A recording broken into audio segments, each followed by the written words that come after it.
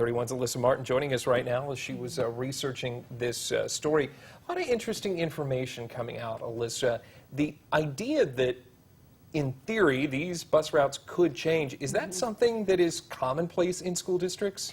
Well, one thing that I noticed while going through this story and calling the districts and finding out any new information about their bus routes, many of the districts say they really want to keep their bus routes as consistent as possible for this new school year, consistent with how they ended last school year. They don't want the students to have to go through very much change when it comes to maybe learning a new bus number or having a different bus stop. So, of course, you know, the first few days, the first week or so could have some, kinks to be worked out, but the majority of the districts want to keep things as consistent as possible, for sure. Consistency is so important when we're talking about children's schedules.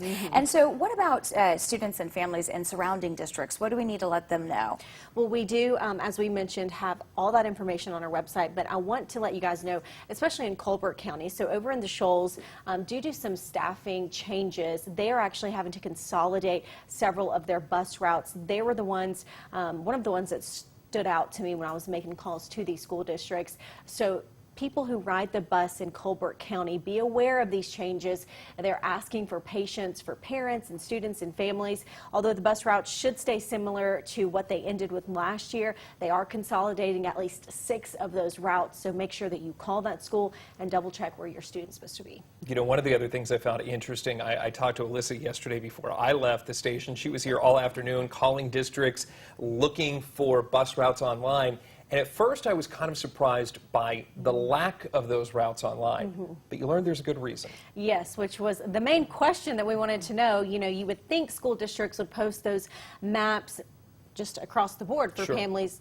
and parents to go check. One thing that a lot of the school districts told me, a reason that they didn't opt to do this was because of safety concerns for students and staffs. A lot of the district don't really want that information to be publicized when it comes to being able to track a student and know where their bus is at a certain time. So that's why they opt to keep those private. A few school districts do have those routes online. Of course, make sure to head to our website, WAAYTV.com. Check your school district to see exactly how you will be impacted on the first day of school. Yeah, that makes a lot of sense. Thank you so much, Alyssa. No problem. Thank you, guys.